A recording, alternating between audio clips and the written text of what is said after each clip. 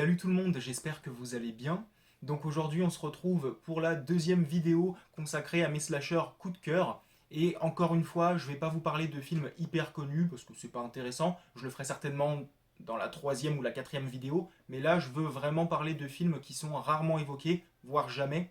Donc je commence avec Scream Girl et le titre original c'est The Final Girls.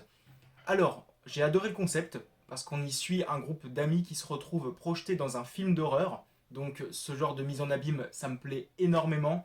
Donc les personnages atterrissent dans un slasher des années 80, qui est très proche des Vendredi 13. Du coup, on a les jeunes d'aujourd'hui qui rencontrent la jeunesse des années 80, et j'ai trouvé ça drôle. Ils vont devoir s'unir pour affronter le grand méchant. Et on va aussi jouer avec les codes du slasher, on va jouer avec les clichés du genre. Enfin, franchement, moi j'ai trouvé ça très fun.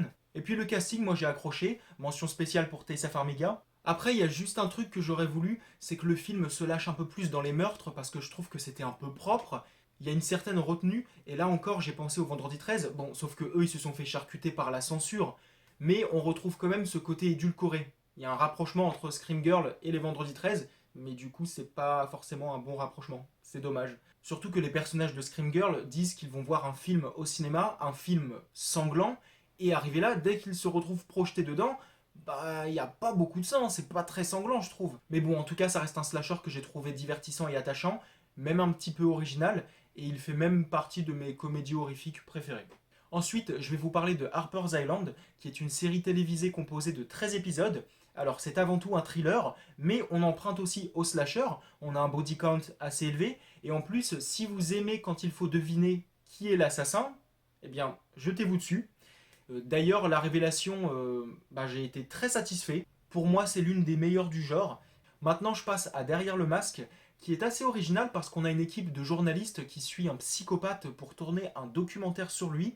Et donc, il va leur expliquer et aussi leur montrer comment il va passer à l'action. En fait, dans ce film, être psychopathe, c'est un peu comme une profession. Le mec, il va leur révéler les secrets du métier. Et c'est assez inédit parce que du coup, on voit l'envers du décor. Cette fois, on voit le spectacle du point de vue du tueur et non de celui des victimes. Et là aussi, on va prendre en compte les codes du slasher. Le tueur, d'ailleurs, il les connaît. On va s'amuser avec. Et j'ai trouvé ça cool. Ah oui, et d'ailleurs, du côté des victimes, on a Robert Englund qui joue une sorte de Dr Loomis. Et franchement, j'ai trouvé ça cool. Et d'ailleurs, ce personnage-là, on va aussi l'étudier. C'est un personnage qui est important, comme le dit l'assassin, et les journalistes vont lui demander pourquoi est-ce qu'il est essentiel. Et là, on va avoir des réponses. Enfin, on va vraiment analyser les personnages. Et même s'ils n'ont rien d'original, j'ai trouvé ça cool. On va les étudier. On va même aussi anticiper leurs réactions. Enfin, franchement, encore une fois, le film, je l'ai trouvé jubilatoire. Même si j'aurais voulu que les meurtres soient un petit peu plus sales, je trouve que ça gicle pas assez. C'est un petit peu propre, comme The Final Girls. Mais sinon, j'ai pris un grand plaisir à suivre ce film. Ensuite, j'ai sélectionné L'Éventreur de New York, donc le titre original c'est Lo Squartatore di New York. Alors, certains vont me dire, mais non, c'est pas un slasher, c'est un giallo. Bah, je sais que c'en est un, mais on a beaucoup de meurtres commis à l'arme blanche, donc ça touche aussi au slasher. Donc on a un film très noir, les meurtres, je les ai trouvés cruels, pour le coup le tueur il est bien sadique, et justement cet antagoniste, moi j'ai trouvé son arc narratif bien ficelé, ça tenait debout, même si j'aurais voulu qu'on maintienne un peu plus le mystère autour de l'identité de ce personnage, mais sinon le film je l'ai beaucoup aimé, et ça reste l'un de mes Fulci préférés. Ensuite, j'ai choisi Coldplay 1 et 2, donc le titre original c'est Friedwild. Alors le troisième volet, je l'ai apprécié, mais c'est pas non plus un coup de cœur. Donc, je reviens sur les deux premiers films. Alors là, on est dans du slasher très classique, il n'y a rien de nouveau sous le soleil, mais ils sont bien foutus. Déjà, en ce qui concerne l'ambiance, c'est très réussi. On a le premier film qui nous emmène dans les montagnes enneigées, ce qui est plutôt rare dans le slasher movie d'ailleurs, et ce qui fait que ça crée une ambiance différente. C'est un endroit calme, et puis la couleur dominante, c'est le blanc qui est une couleur plutôt douce, et ce qui fait qu'on se sent très vite isolé. On a directement cette sensation d'isolement. Puis on va se rendre dans un motel abandonné, qui lui est tout le contraire, clairement, c'est très sombre, c'est sale. Et pour le deuxième film, là aussi on est sur quelque chose de sombre, mais qui n'est pas sale. Puisqu'on se retrouve dans un hôpital, donc le film reprend là où le premier s'était terminé. Donc en fait c'est comme Halloween 2 de 81. Clairement le motel abandonné du premier film et l'hôpital du deuxième sont vraiment bien exploités. On arrive à bien les cadrer, on a réussi à créer une ambiance bien sombre. En ce qui concerne le tueur, alors moi je valide, je l'ai trouvé assez imposant. il était bien filmé, bien présenté. Et du côté des victimes, alors il n'y a rien d'exceptionnel encore une fois, mais j'ai trouvé les dialogues bons. On a une écriture assez mûre, et les acteurs, bah moi je les ai trouvés très convaincants, et du coup le tout rendait les personnages assez attachants. Donc on a deux slashers classiques mais efficaces. Maintenant je vais vous parler de Rosemary's Killer, donc le titre original c'est The Prowler. Donc le look du tueur, moi je l'ai trouvé très sympa, il m'a quand même marqué, il est plutôt singulier, il y a de bonnes scènes de suspense, les morts sont cool, et d'ailleurs justement les scènes de meurtre elles duraient assez longtemps pour qu'on puisse être satisfait, et les effets spéciaux sont de bonne facture.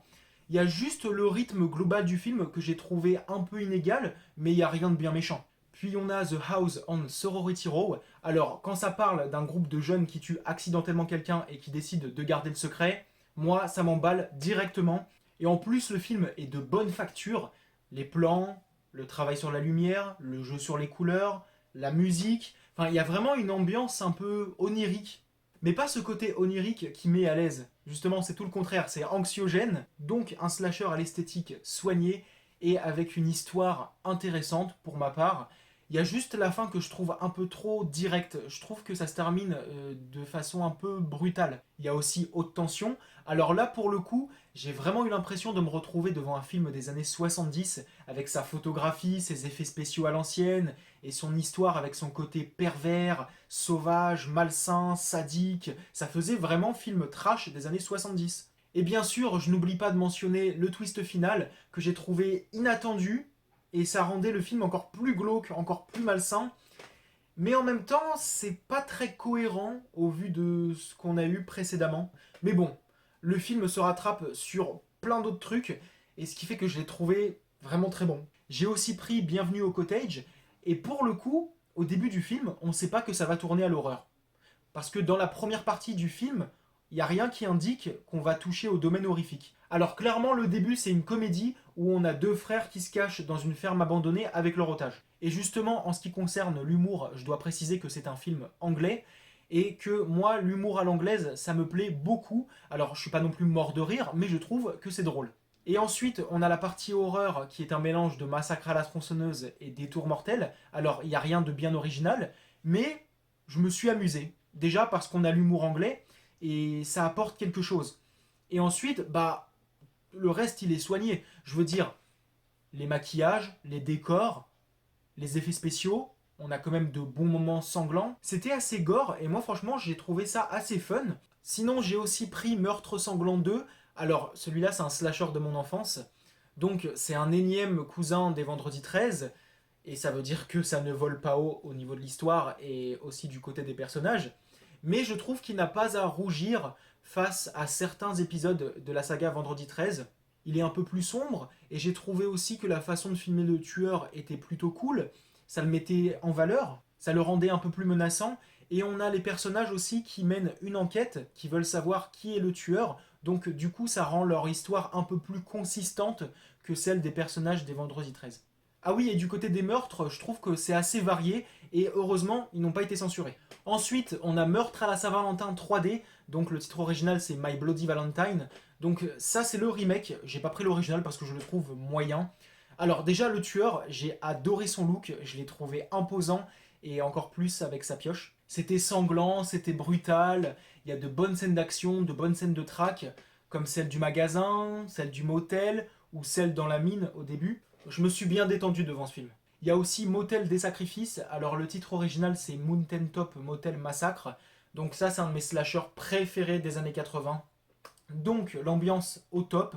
Donc elle est sinistre, ténébreuse, avec ses lumières aux couleurs criardes, les sacrifices orchestrés par Evelyn, le rituel de la petite fille, ou encore ces objets comme les poupées qui mettent pas très bien à l'aise. Il y a aussi certaines apparitions d'Evelyn qui m'ont fait froid dans le dos, et j'ai trouvé ça classe qu'elle s'introduise dans la chambre de ses clients, mais par le sous-sol. En fait, il y a une trappe dans chaque chambre. Et d'ailleurs, j'ai bien aimé aussi le traitement des personnages. On essayait de leur donner une histoire. Chacun a son petit arc narratif. On essayait de leur donner un minimum de consistance. Et ça fait plaisir. Et puis on a les meurtres. Alors, je les ai trouvés sympas. Mais il y en a certains qui souffrent du manque de budget. Mais sinon, je trouve quand même le film très bon. Et il aurait pu être vraiment excellent s'il avait eu un budget un peu moins faible. J'ai aussi sélectionné Midnight Movie, qui touche aussi à la mise en abîme. Donc on a un groupe d'amis qui se rend au cinéma pour voir un film d'horreur. Sauf que cette fois-ci, c'est le tueur qui sort du film. Et du coup, on a un huis clos. Et ça, vous savez que j'adore les huis clos, surtout quand ça se déroule dans un endroit qu'on ne voit pas souvent. Et donc ici, on est dans un cinéma. Et je trouve qu'il était bien exploité. Ensuite, on a Trick, alors qui est très meurtrier comme film. Franchement, il y a beaucoup de morts. Et j'ai trouvé l'histoire sympa. Donc en fait, on a un mec qui a commis plusieurs meurtres durant la nuit d'Halloween.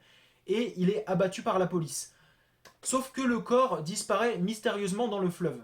Et donc, l'année suivante, on a d'autres meurtres, et c'est comme ça aussi les années d'après, à chaque Halloween. Et donc, on va essayer de savoir s'il s'agit du même tueur ou si c'est un imitateur. Et j'ai bien aimé aussi le twist final que j'ai trouvé surprenant, et même malin. J'ai bien aimé la définition du boogeyman qu'on nous donne. Et le casting aussi, je l'ai trouvé cool. On a Omar Epps, on a James Kennedy, Tom Atkins, et on a d'autres acteurs aussi que je connaissais pas, et que je trouve vraiment sympas. Et les personnages, bon là encore une fois, il n'y a rien d'original, mais j'aimerais les retrouver pour une potentielle suite, parce que je pense que le film pourrait vraiment ouvrir la porte à une trilogie. On peut vraiment partir sur quelque chose de très cool. Donc pour moi, Trick est un bon divertissement, ça manque juste un petit peu de tension, mais rien de bien grave non plus, hein. Mais en tout cas, moi j'espère qu'il y aura une suite. Je continue avec Vœux sanglants, donc le titre original c'est The Initiation. Alors, j'ai trouvé cette histoire de cauchemar et de souvenirs refoulés vraiment pas mal. Et le twist final, je m'y attendais pas. C'était intéressant, même si ça manquait vraiment d'approfondissement. Mais il n'y a rien de bien méchant. Et puis, j'ai bien aimé aussi la partie huis clos dans le magasin. Il y avait un bon suspense, et j'ai aussi accroché au casting, parce qu'on a James Reed, donc, qui a joué le père des sœurs Halliwell dans Charmed. On a aussi Vera Miles, donc, qui a joué dans Psychose 1 et 2. Et on a aussi Clu Gulager, donc, qui a joué dans la trilogie Fist, et aussi dans Piranha 3D, et dans plein d'autres films. Enfin bref, donc The Initiation, c'est un film imparfait, mais que je trouve attachant. Ensuite, je passe à Initiation. Alors non, ce n'est pas un remake de The Initiation, parce que là, on est sur un truc totalement différent. Alors, Initiation, c'est avant tout un drame sur la jeunesse de notre époque, qui se déroule sur un campus universitaire, et après, ça se transforme en slasher, où les victimes ne sont jamais choisies au hasard. Je trouve que le fameux sujet est abordé d'une manière intéressante. C'était très moderne, mais je pense que ça aurait pu être mieux exploité. Maintenant, je m'attaque à Strangers Prey at Night. Alors, cette suite se donne beaucoup plus dans l'action par rapport à son prédécesseur, parce que le premier film, lui, il était plus porté sur l'angoisse, sur l'ambiance et tout. Alors que cette suite-là, elle se lâche un peu plus. Mais il y a quand même des moments qui m'ont foutu la trouille. On a des tueurs toujours aussi flippants, avec leur masque et leur calme démesuré. On a un agréable jeu du chat et de la souris, et j'ai beaucoup aimé les apparitions des tueurs, parce que non seulement il n'y avait pas de jumpscares, et en plus, on soignait la façon de les filmer. Souvent, ils apparaissaient en arrière-plan. On les voyait au loin, comme ça, arriver, on voyait une petite silhouette s'approcher des personnages qui, eux, étaient en premier plan. C'est un peu comme dans la saga Halloween, finalement, parce qu'il y a ce jeu d'observation chez le spectateur. Donc, on a un personnage, mais on nous invite aussi à regarder ce qu'il y a derrière lui. On a également des zooms progressifs sur les tueurs, et aussi sur le visage des victimes, qui sont soit terrorisées ou souffrantes. Et du coup, avec ces zooms, j'étais un peu mal à l'aise parce que j'avais l'impression de jouer les voyeurs. Bon, déjà, on est spectateur, donc du coup, on regarde partout, dans tous les recoins. Mais avec le zoom, du coup, ça fait vraiment... Ouais, j'ai eu l'impression d'être dans une position de voyeur. Comme si on insistait beaucoup sur la souffrance des victimes, sur leurs expressions de terreur. Et ça donnait un côté malsain. Pour moi, c'était une réussite. Ensuite, Black Christmas de 2006, sublime slasher, très clairement. Visuellement, je l'ai trouvé irréprochable. Le scope, la maîtrise de la caméra, la photographie, les décors, les couleurs, les effets spéciaux aussi. Et on a aussi la musique bien soignée. On a des antagonistes avec un background très malsain. Pour le coup, c'était sale, hein. Et les meurtres, je les ai trouvés très cool. Par contre, il y en a un où j'ai serré les dents parce que j'avais vraiment trop mal pour la fille. Ensuite, on a un casting qui est principalement féminin, et justement, j'ai une préférence pour les personnages féminins parce que je les trouve plus attachants et plus adorables.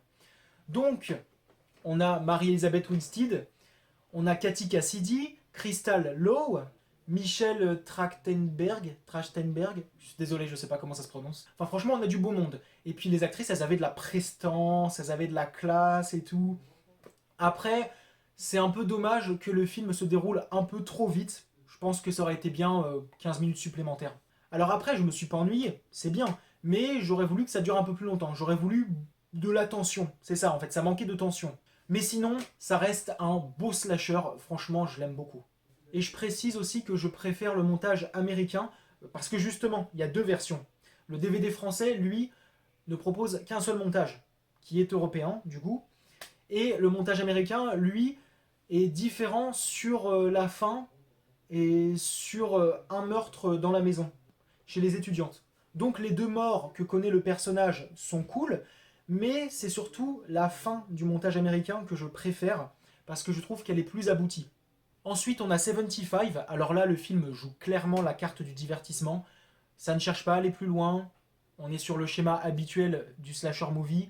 Et ce sont pas les personnages qui nous diront le contraire. Là, pour le coup, c'est la galerie des stéréotypes. Sinon, toujours dans l'écriture, il y a des moments où c'était un petit peu décousu autour du tueur. Mais bon. Et d'ailleurs, justement, l'assassin, j'ai bien aimé son look.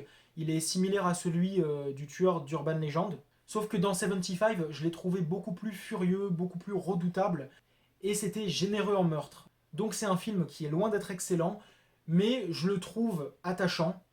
Je me suis pas fait chier, le rythme était bon, il y avait beaucoup de morts, le tueur est cool. Voilà. Beaucoup de défauts, mais pas besoin d'être parfait pour être aimé. Puis on a Bloody Bird, donc le titre original c'est Deliria, avec son tueur qui se balade avec un masque de hibou, qui traque ses victimes dans un théâtre. Franchement, on a un bon huis clos, on a de bons meurtres, la bande son est top, et clairement, Bloody Bird, c'est l'un des plus gros bijoux du slasher movie des années 80. Il y a aussi Steel Trap, qui est un huis clos, sauf que lui, il se déroule dans le haut d'un immeuble, et donc on a le tueur qui embarque ses victimes dans un jeu de pistes, et leur mort est rattachée à leur personnalité. Donc c'était vraiment sympa, malgré un twist final plus ou moins prévisible, mais au moins, ça tenait la route. Il y a aussi Terrifier, alors avec son clown là, Art, c'est vraiment le clown le plus cruel, le plus flippant que j'ai jamais vu. C'est un vrai malade, il a aucune pitié et c'est clairement l'un des psychopathes les plus marquants du cinéma d'horreur pour moi. Physiquement comme au niveau de ses actes. Maintenant, je passe au bal de l'horreur, la version de 2008, donc le titre original c'est Prom Night. Alors oui, il y a de l'autocensure dans les meurtres. Oui, il y a deux ou trois incohérences dans le scénario. Oui, il y a beaucoup de jumpscares et oui, il y a des personnages qui ne servent à rien, notamment le groupe de peste. Tu te dis, ouais, bon, d'accord, elles se font même pas tuer, mais à quoi elles servent?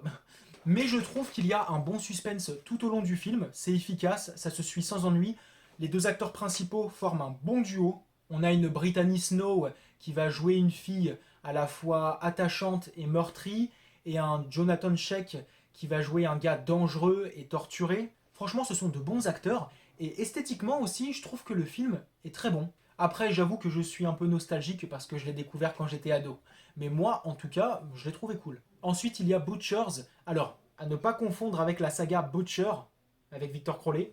Donc, ce Butchers, c'est un nouveau cousin des Massacres à la tronçonneuse, mais je trouve qu'il fait le taf, et je trouve qu'il n'a pas à se montrer timide devant la plupart des films avec Leatherface, ou même devant plein d'autres films qui se sont inspirés de cette saga. Pour moi, l'ambiance est digne d'un bon Massacre à la tronçonneuse, et les deux antagonistes, je les ai trouvés vraiment très bons, surtout grâce aux acteurs. Et puis, on a une violence assez sèche, même si je m'attendais à quelque chose de plus saignant. Parce que au vu du titre, et surtout au vu de l'histoire, bah, je m'attendais à quelque chose de plus sanglant. Je pensais vraiment que le film allait être très gore. Mais bon, ça reste quand même un spectacle interdit au moins de 16 ans pour moi. J'ai aussi choisi la prochaine victime, donc Hide and Go Shriek. Alors, on suit une bande de jeunes dans un magasin de meubles, et c'est un lieu inédit pour un slasher.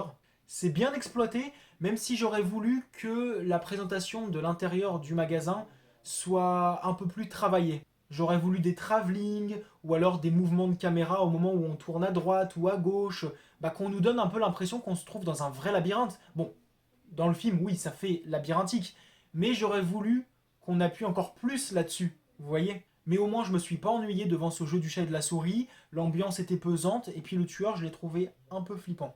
Avant-dernier film, et c'est Evil Twins, et il s'appelle Simon Says en version originale. Alors ce film, c'est une version décontractée de Massacre à la tronçonneuse, c'est barré, c'est what the fuck. On a un Crispin Glover déjanté, complètement taré avec ses pioches et ce qu'il fait à certaines de ses victimes. C'est assez généreux en hémoglobine, c'était fun. Bon après il y a quand même quelques moments qui sont un peu mal foutus, c'était cheap, mais bon, globalement c'était amusant. Après il y a la nostalgie qui parle, un peu. Mais bon, si vous cherchez un slasher débile, con, qui n'est pas toujours parfait techniquement, eh bien, vous pouvez vous lancer sur Evil Twins. Il faut pas oublier que c'est un film qui s'assume. Et ça, c'est le plus important. Et pour terminer, je vais vous parler de Mortel Saint-Valentin. Donc le titre original, c'est Valentine.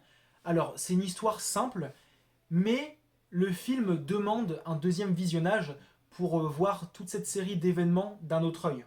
Vous voyez? Parce que le tueur a eu un plan bien précis pour faire ce qu'il avait à faire. Et du coup, c'était bien joué.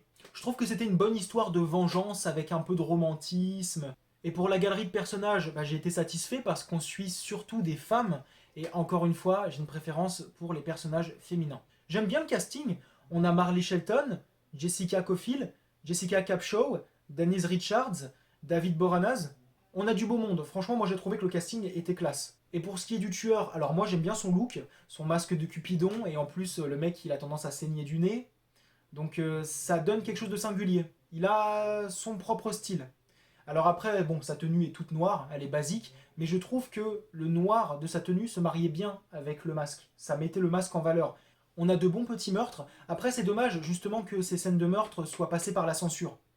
Mais sinon, il y a quand même de bons moments de suspense. Donc c'est fini pour cette deuxième partie consacrée à mes slashers coup de cœur. Et sachez qu'il y en aura une troisième. Je sais, j'aime beaucoup de films, j'ai un grand cœur. Et surtout, n'hésitez pas à me dire quels sont vos slashers coup de cœur. Enfin, vos autres coups de cœur, parce que vous avez déjà commencé à le faire dans la zone commentaire de ma première vidéo. Et donc, je vous remercie d'avoir accordé du temps à ma vidéo. Bisous.